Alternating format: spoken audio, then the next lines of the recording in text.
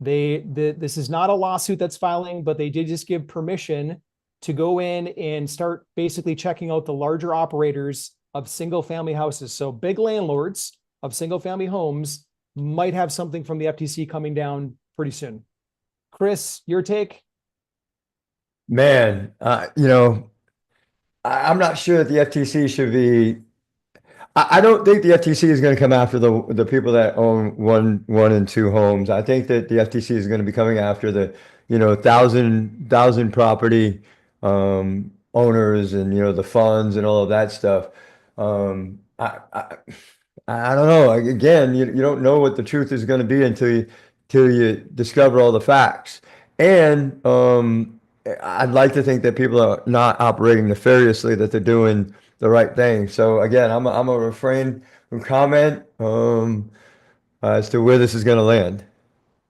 We're gonna get your opinion pulled out on one of these, Chris. You know what? Yeah, I think it's coming I, on the taxes soon. yeah, yeah. You can always get me on taxes, but it's black and white. This stuff is we don't know the truth until we're not walking in those shoes. Um, yeah, for we sure.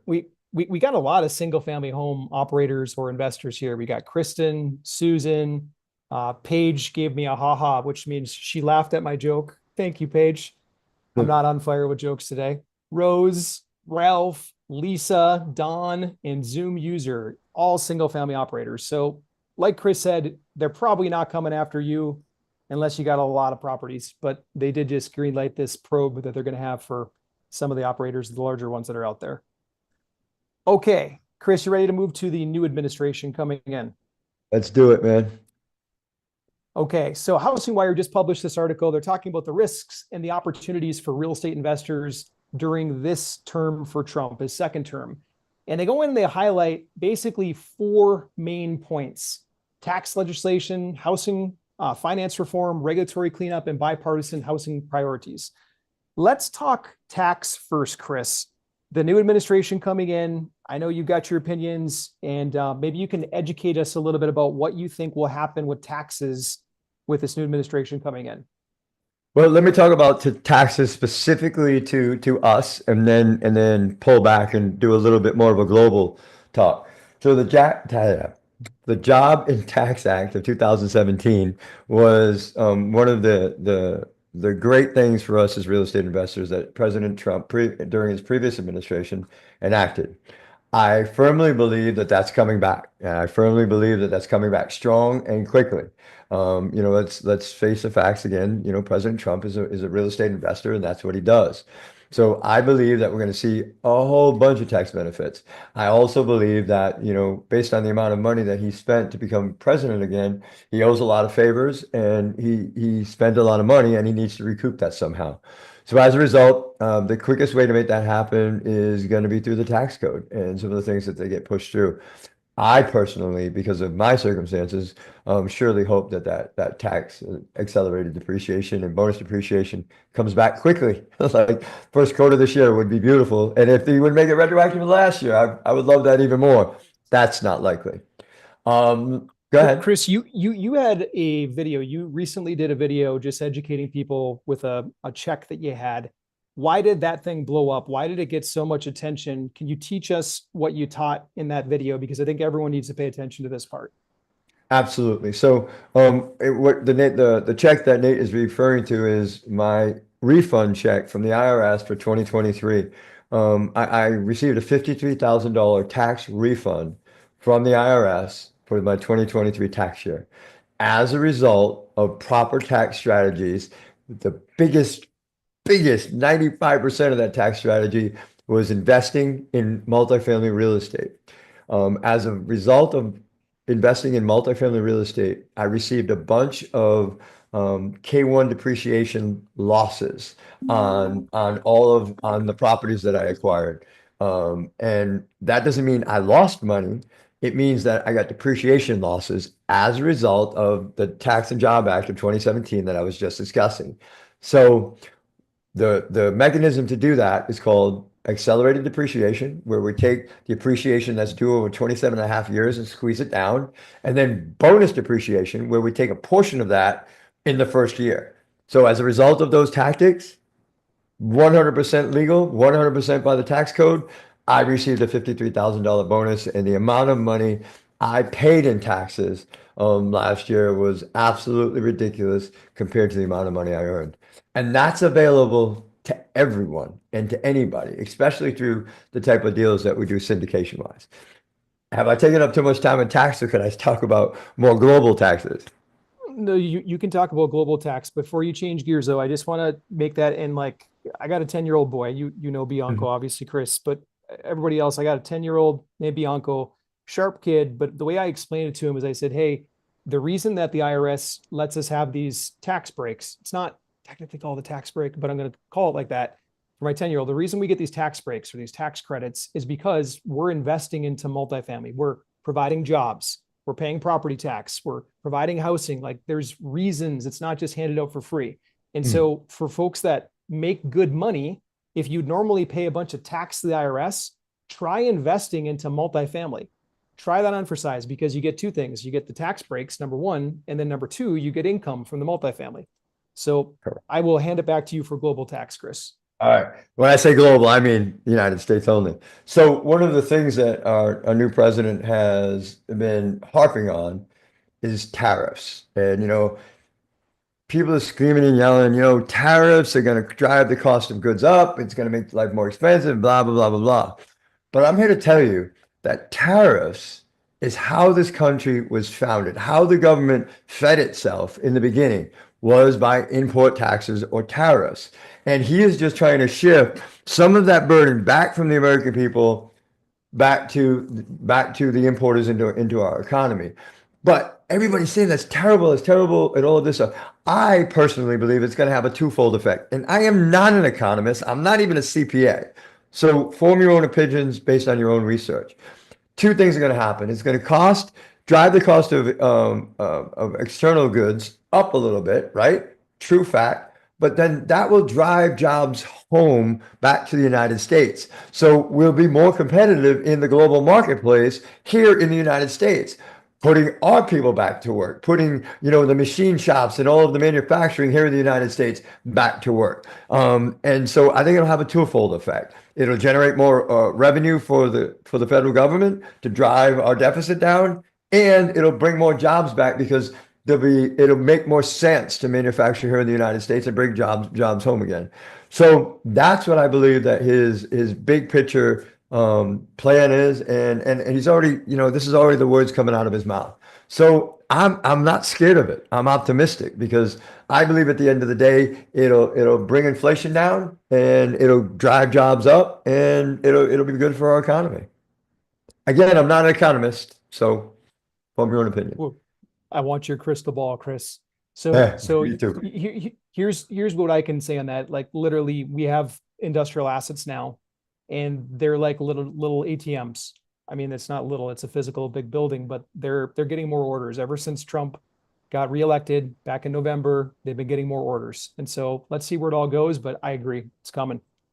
All right, the next one in the same article, they broke this one down, but we should see major housing finance reform. And that's a Yes. bunch of mumbo jumbo for meaning Fannie Mae and Freddie Mac, which are the two biggest loan providers for all of the lenders that you would know the name of. You would know the name of US Bank, Bank of America, et cetera, Countrywide Home Loans who sold out. Anyways, all of those loan providers, when they write a mortgage for your house or my house, they typically turn around and resell them to Fannie Mae or Freddie Mac.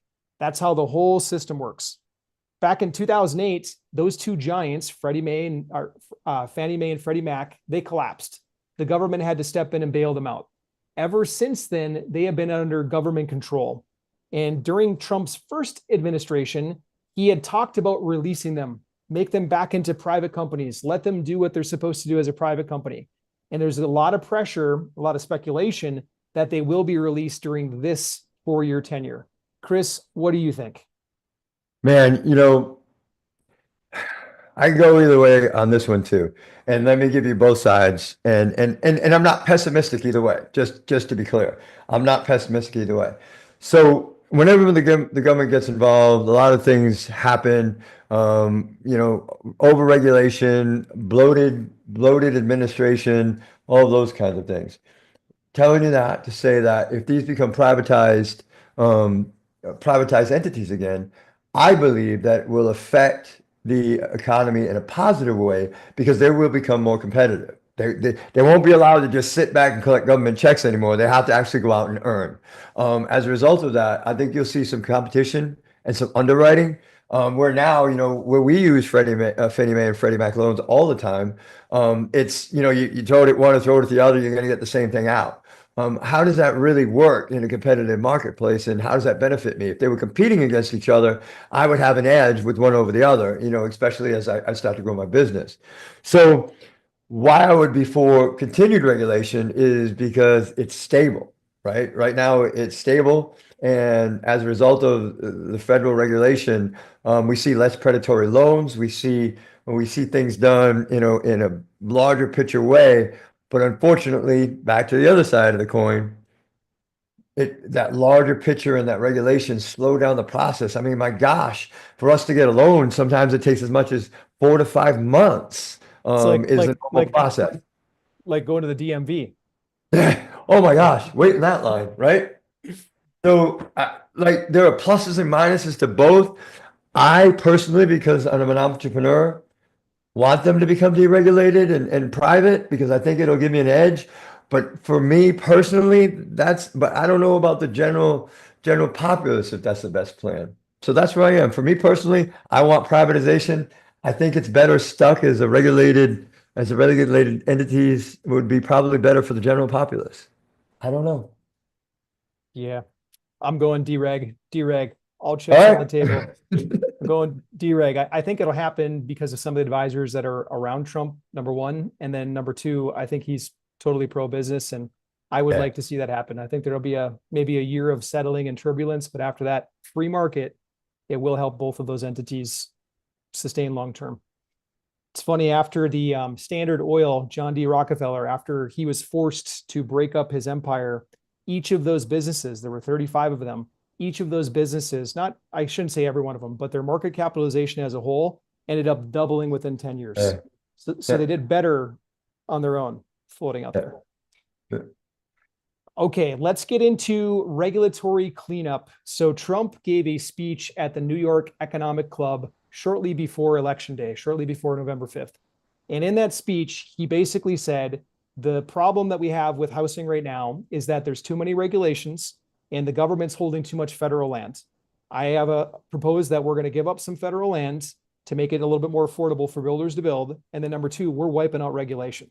We are going to cut the red tape and clear the path so that people can build again. Your thoughts, Chris? Okay, so let's start with the negative first, right? So some of the deregulation and lack of oversight, we're seeing the results of 20 years later. Well, in Florida specifically, like, so all these condos in Miami, you all saw the tower collapse, the condo collapse down in Miami that caused a whole bunch of new regulations going on. So that was because of lack of oversight 40 years ago, right? So where do I go with that, man? It's tough. Do I want strict building code enforcement? Yes. Am I willing to give up some national parks and national land for continued development and growth? I don't know. But if we don't allow for continued growth on federal land, I know one thing, they're not making new dirt, right? So that makes my properties more valuable. Right? So as the demand increases because there's lack of growth, our properties become more valuable. But then again, I'm in a more competitive marketplace. But that's okay because we're professionals and we know what we're doing and we operate very well.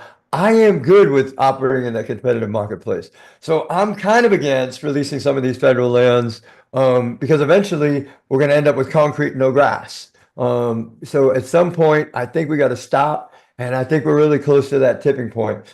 We dealt with that here in the state of Florida with the state in an underhanded deal, gave up a bunch of state parks for golf courses and condo development. And, at the end of the day, surprise, this development was happening.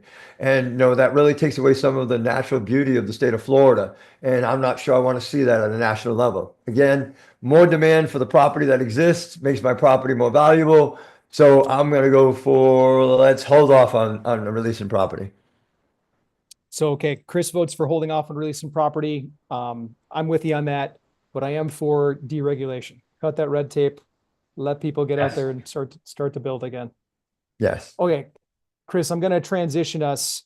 We're going to start to look at the casts, the characters, the folks that are actually executing the vision that's been set forth with this administration. We have a Mhm. familiar face, Paul Atkins. He was Yeah. around during the Bush era, and he's going to be in charge of the SEC. What do you think? Thoughts? So I can, Paul I can, Atkins is, yeah, you almost had well, me silent. no, sorry. I can give you a history first if you'd like Yeah. perspective. Yes. Okay, cool. So Paul, during the Bush administration, he had been in various roles before. So we've seen how he votes. We know what he does. Okay. This is a direct quote from him. When he was being pressed to persecute a corporation, he said, "Corporate fines unfairly penalize shareholders. The Yeah. SEC should instead focus on individual fraudsters." Yes. Yes. So I like that perspective in the sense that, he's a no nonsense kind of guy. It's very easy for for a CEO to hide behind his company when he makes the error and then his company and shareholders pay, and he still goes home with his $30 million bonus at the end of the year, right? So that's the thing I'm all for. One of the things that he stopped several enforcement actions in his previous administration, and I think we need that, right? But at the same time, I'm always looking out for the little guy in the sense that I don't want anybody taken advantage of. I don't want the SEC to turn their a blind eye to some of the things going on in their world. So I'm excited because this guy's got a lot of history. This is what he's been doing his whole life. He's in and around finance for everything. I tend to like his personality. It's a little deadpan for some people, but I like the guy. I'm definitely behind this pick. Cool. Okay. You broadcast NFL games around the world, literally, Chris, with your other company. And so you Yeah. might know this face from the NFL world better than any. Scott Turner, he is proposed to be the next HUD secretary. He's walking into an affordability crisis right now, one that we haven't really seen in many generations. And he said, when asked about, hey, are you going to hand out more vouchers? What are you going to do to solve this? He was getting peppered with questions. He said, HUD, if you will, is failing at the most basic mission. And he's talking about homelessness rising. And he says that has to come to an end. And he said that he would not commit to increasing HUD vouchers, but he is looking at reforming it. He's looking at making it a little bit easier for landlords to accept it. He also said that he would like to see some kind of work requirements tied to the housing program. What do you think on how Scott will enter this administration and shape the future for us? So initially, my thoughts were, how do we get some multimillionaire NFL guy to get in there and understand the housing crisis in America? And then I started doing some research on him, see where he came up, saw his history and everything else. I started saying, okay. And then I saw the quote that you were just talking about, if you want a HUD voucher, you better be out there working. It's not the government's responsibility to house able-bodied people to sit at home and collect checks. I am all about, some of my dearest, closest to my heart charities are about the people who are trying to get ahead. They're going to work, making $15 an hour, have two kids, they can't make it. Those people need help. Those are people that need a hand up. The people that are looking for a handout, I'm like, get to the back of the line. I'm all about drug testing and I'm all about employment requirements. Now, that is outside of the scope of people who are physically or mentally disabled and unable to do this. I'm talking about able-bodied 25-year-olds sitting at home playing Xbox, smoking a joint, and watching TV all day while I'm paying the rent in their house. I have a real serious problem with that. So I'm all for this guy. He's no nonsense, and he's all about the hand up and not the hand out, and like-minded. I'll never forget the mover that helped me move last time that my family moved. He said I can't get any workers. That's why it's my brother and I. And I'm like, you said you had a 25-year-old kid. He's like, yeah, but he likes to sit at home and play video games. And I'll never forget that comment, like, here's a hardworking, able man showing his son like the path, but his son would rather sit at home and play video games. And unfortunately, I think that we have sort of ruined a generation. I hope that they'll snap out of it and get that work ethic together. But yeah, I'm with you on work requirements. Looking forward to this man, a very smart man, understands real estate investing, understands what we're looking at. I'm very looking forward to having him in. Yeah, Okay, Chris. compassion and a hard hand at the same time. Yep. Yeah. All right, let's move over to the next one. This is the FTC chair. This is Andrew Ferguson. Andrew Ferguson. Okay. So we, in the earlier segment, I had up his predecessor, Lena. Lena is the one that filed the lawsuit against the biggest multifamily apartment owner. And she's basically set an agenda sort of like that. And Andrew has said, now quote this, he said, I am going to reverse Lena Khan's anti-business agenda. I'm rolling back burdensome regulations. I'm stopping her war on mergers. I'm halting all of this AI regulation, and I'm ditching the novel and legally dubious consumer protection cases. What are your thoughts on Andrew coming in? Man, yay. Like, this is one I'm all about. There's no doubt in my mind that the FTC needs a spanking. I mean, and back to the previous article on who and what they're persecuting and prosecuting. I believe, you took the other side of this. I believe that she was just trying to make a name for herself by making a whole bunch of headlines and then allowing this stuff, these suits that she currently has going on to dissipate and fade away. But, she's still in the news and making all this stuff happen, justifying the existence of the FTC and what they were doing. So I'm all about this guy. Maybe he's coming in and just, puffing and huffing and making a bunch of noise. But I surely hope that he follows through on some of his comments and threats. Yeah, it's going to be interesting to see, and I think that he will. I think that he will. Yeah. He's been a proven guy out there. Chris, I'm going to change gears on this a little bit. We've talked a lot about the administration. I want to talk a little bit about the market, because out of all the questions that we get into our office all the time, people are still a little bit fearful. They're thinking like, is it the right time to invest? What do I invest in? And I think that you're someone that's been through a lot of market cycles. You've seen a lot of things. I'm going to point out what a REIT is doing, and then I want to get your take and where you're going to put your time and money for at least this year. Okay. This is a giant REIT. I'm pretty sure it's pronounced Gaia. I hope I'm saying it right. I apologize if I'm saying it wrong. They're saying right now that they think we have a 12 to 18 month window to buy assets at below replacement costs, specifically in the Sun Belt.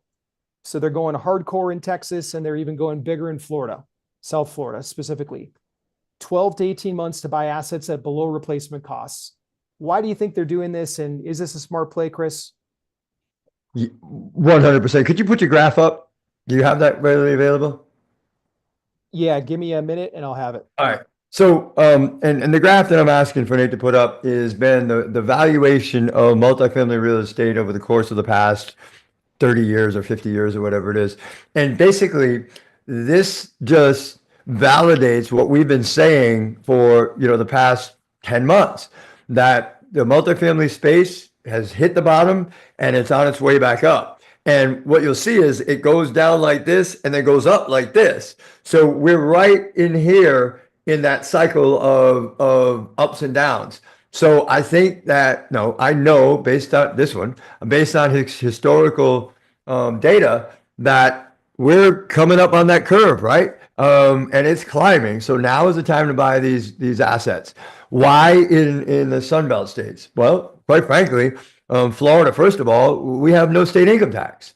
People want to live here. It's a beautiful state. It's beautiful weather. Yeah, you can complain about the heat all day long in the summertime, but let me tell you, people up in New Jersey and New York and Michigan, and where it's 17 degrees below zero today, they would much rather be sitting in the 70-degree weather that we have here, even though it's raining today.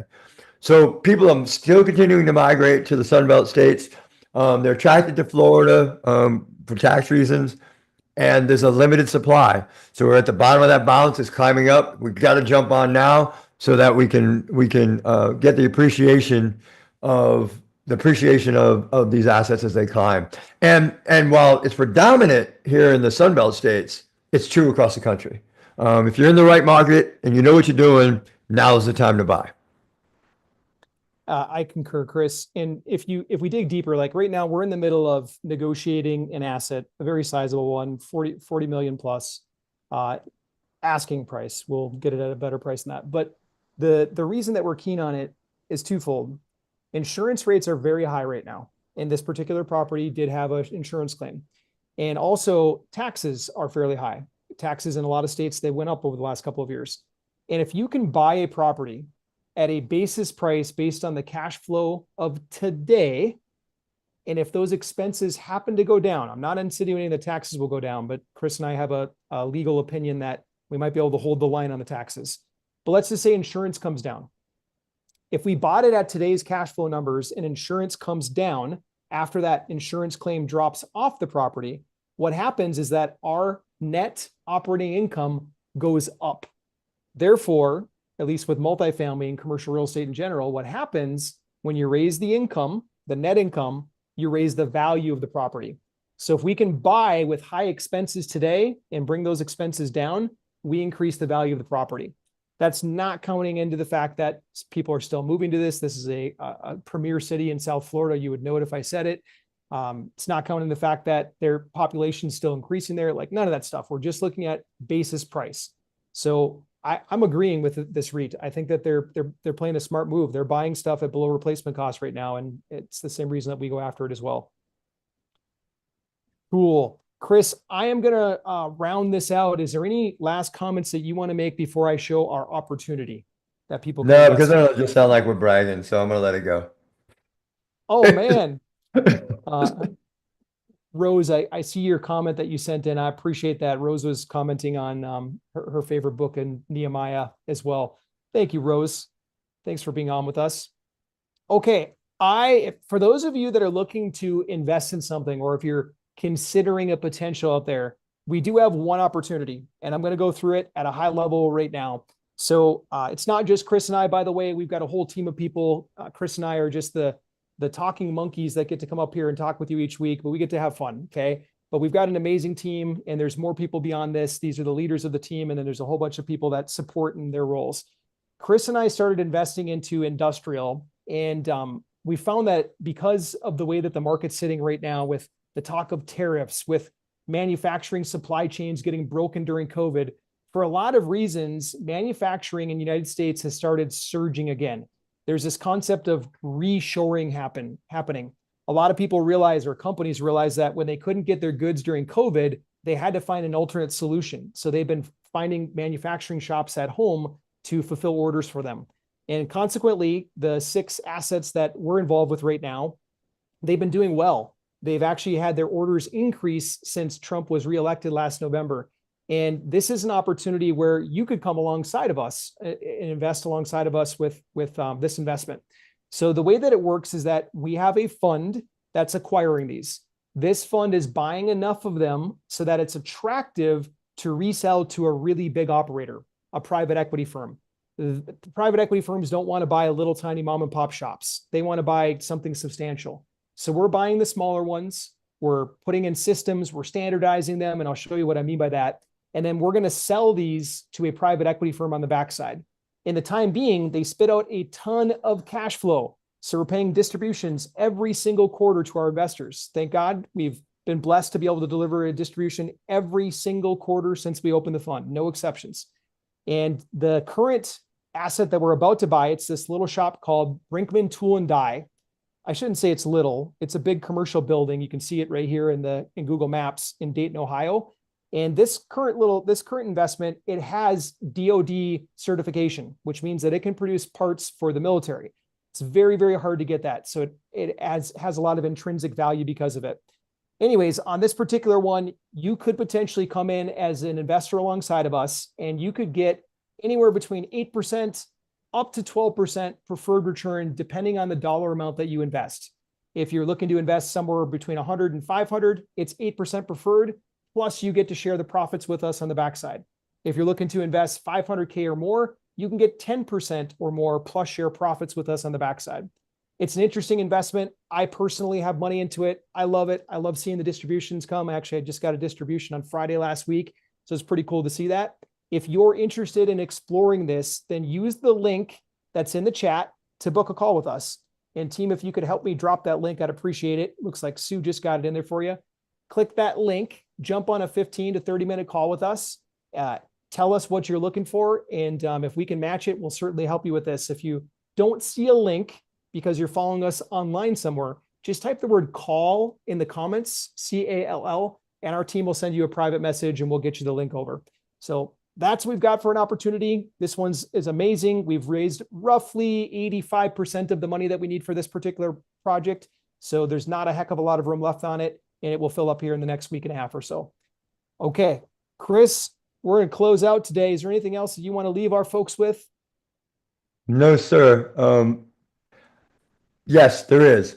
Remember that if you're saying, I should have invested in this a year ago, I should have invested in that 2 years ago, I should have done that 3 years ago, that your 3 years from today, your 2 years from today, your 1 year today starts today. The things that you're doing today affect your position a year from now. So no matter what you do, if you're looking to start investing, please start so that you have a safe financial future. That's what we're here to do, is to help you get to a place where you have a safe and fruitful financial future. And we do that by trying to affect the world in a positive way.